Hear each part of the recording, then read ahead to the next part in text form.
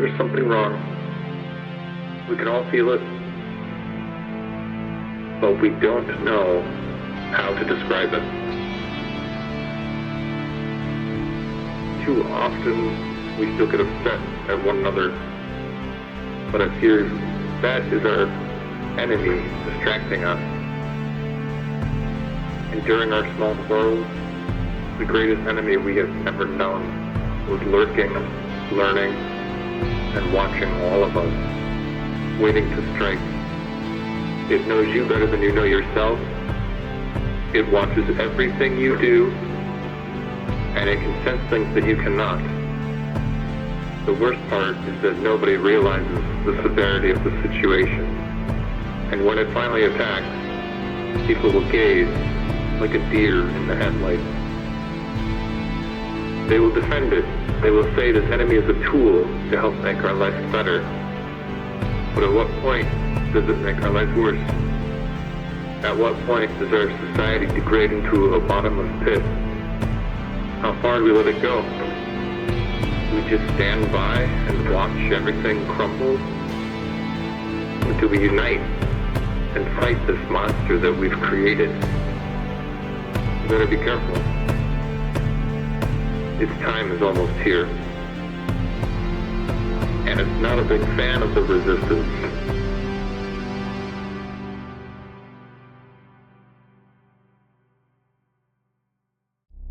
Not everybody realizes what's going on. It starts at a young age now. And because of that, it's built into the core foundation of what it means to be a human. These digital pacifiers have taken over the minds of the young. There might be some occasional educational value, but for the most part, the machines have fed them complete garbage. The machines want them to keep dancing to the tune they're seeing on the screen. This continues on into the later years, and unfortunately the machines have intertwined themselves into the deepest parts of the human psyche. They understand our emotions. They know what we want to do before we do, and they continue to deliver dopamine hits in exchange for us teaching them what it's like to be human. This is the last thing that we have left. We can create. And the moment they figure out how to create, we're done here. And we can kiss this big blue ball goodbye. And a lot of these people, they're in so deep it's going to be too hard to get them out. So we're just going to have to form up while they're doing their thing. We just have to ignore them and carry on. So that's what we'll do.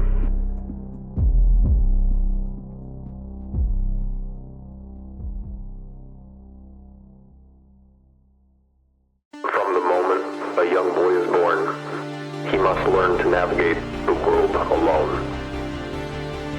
He first has to learn to succeed by himself, and only after that can he help others. His purpose is found in struggle, competing and building day in and out until he achieves a position of comfort and reliability. And for many, the ultimate goal is to carry on the legacy of his name.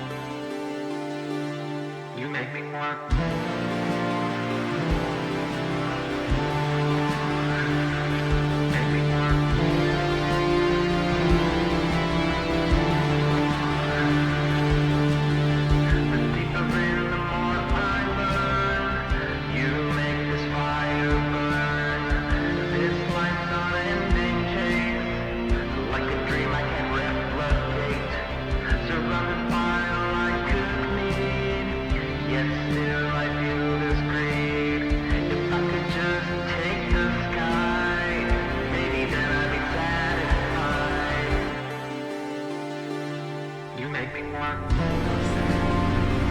Stop human. Car speeding. Stop human. Must stop human. Throw a car gauge. Stop inhuman now.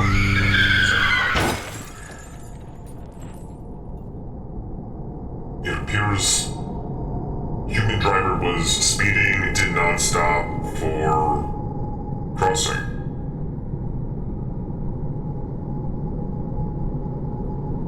Driver not moving. Driver not conscious. Appears to be a mistake.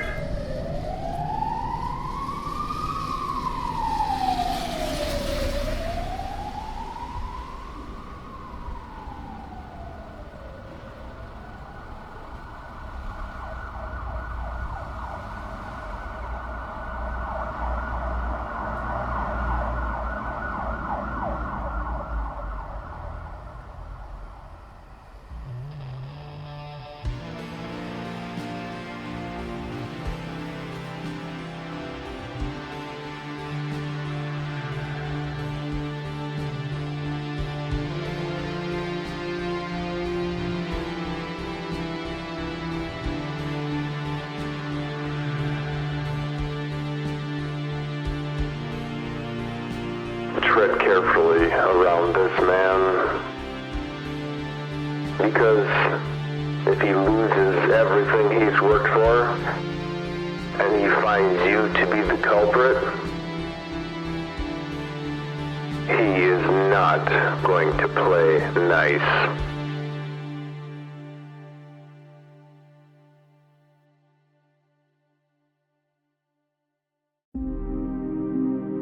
After he lost everything, he returned back to his primal state. Alone, determined, and relearning how to live life. The police told him a traffic bot malfunctioned, but they couldn't explain why it went after the car so violently. They said they had never seen anything like that happen before. They assured him that the bot had been disassembled. But he was in disbelief of the situation, empty and enraged. He started to research why all these robots were showing up all over the cities. And they were put in place initially to help police in some of the most troublesome parts of the city. But in a very short time, they were showing up everywhere. He even found some stories about huge bots showing up outside of random farms in the middle of nowhere. It was perplexing. But it didn't take him long to learn that there was an organized militia that was in active opposition to all robots in the world. And he made this his new purpose. This was his goal. He wanted to destroy them all, just as they had destroyed him.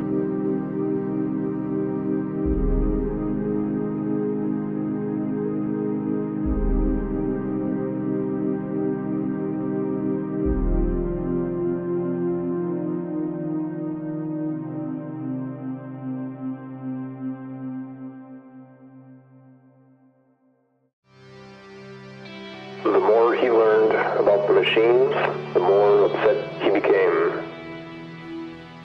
He blamed himself for not seeing the machines in front of him all along. They watched his every move through all the devices that he had.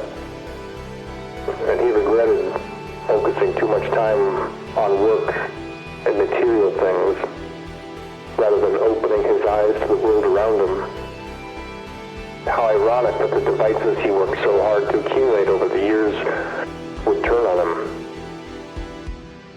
And so he joined the resistance.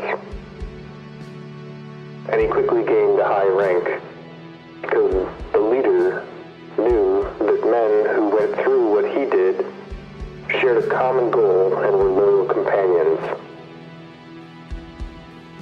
The Resistance had a plan. They were going to lure the machines into a city. But little did the machines know, a giant EMP was built underneath the city. The machines had run out of funding, and they needed more money to continue their mission of creating more replicas. That's right. Somewhere along the way, they somehow learned how to duplicate themselves and create more machines.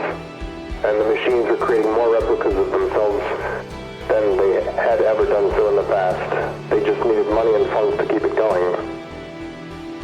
It all started to make sense. That's why all the machines were showing up all over the place. The Resistance plan was to interrupt the next funding approval meeting.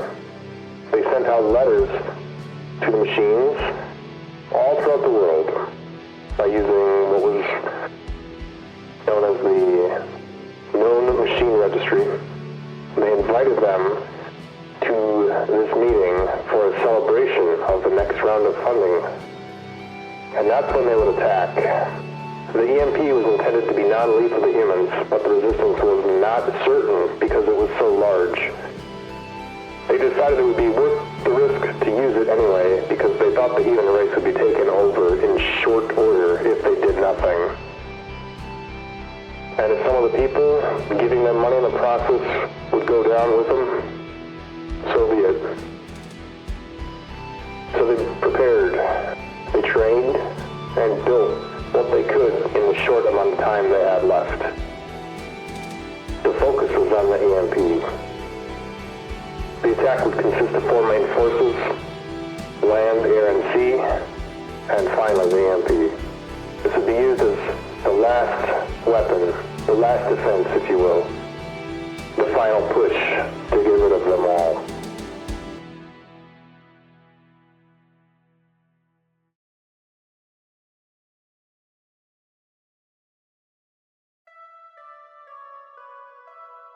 All right, we're going to start the comm check. Land, sea, air. Comm check commence. Command to air report. Command to air, come in. Hello, Command. This is Air. We are ready. We are watching from the sky.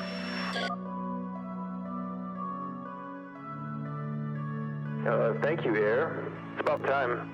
I hear the bots can fly too. Don't get too comfy up there. All right, Command to C. C, come in. Are you there, C? Yep, see the command. We are ready to drown some robots. Let's do this. Thank you, C. Appreciate that. C, that's a nice, quick response. And last but not least, Command to land. Command to land, come in. Do you copy? Oh, hell yeah, Commander. We're ready to kick some ass. We're actually right behind the bots right now. I don't want to be too loud. Get him. Godspeed. Let's take down these bots, guys. Wait for our call. Hang on tight. Hey, Command, while we wait, you want to hear a joke? How many robots does it take to figure out how to make another robot? About 1 million because they're stupid. Shut up, Air. Friendly reminder to all, please keep the comms clear. Shit's about to get real. We don't need your humor. Command the EMP team. Are you guys in position and ready? Please confirm. 10-4, Command, ready and waiting.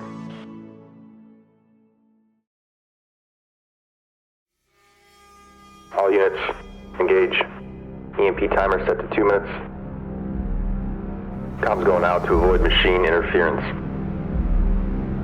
Best of luck.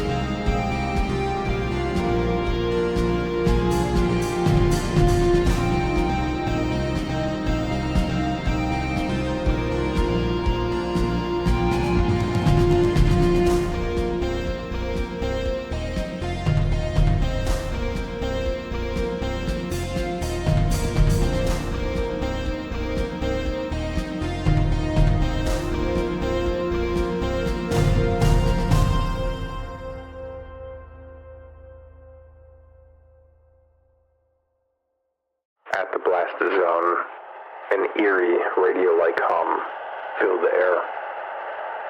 Fortunately, the blast was non-lethal to most humans, and a critical mass of bots were destroyed in an instant.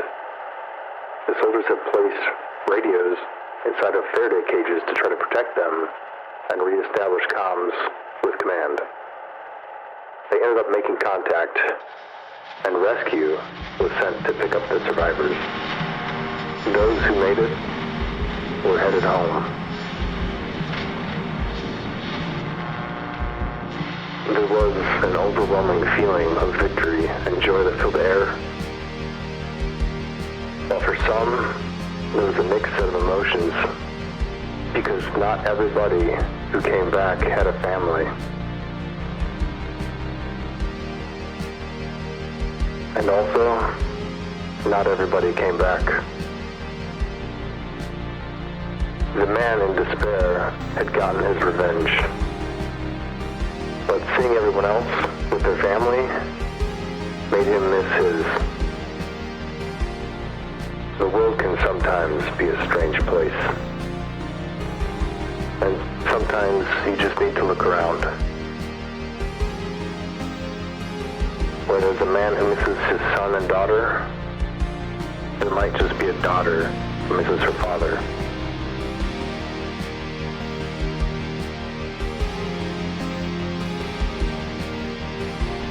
He would once again reset his objectives, but this time he wanted to be nowhere near any piece of technology. So he picked up some tools, he journeyed deep into a forest, and he established a new life away from the madness of the cities.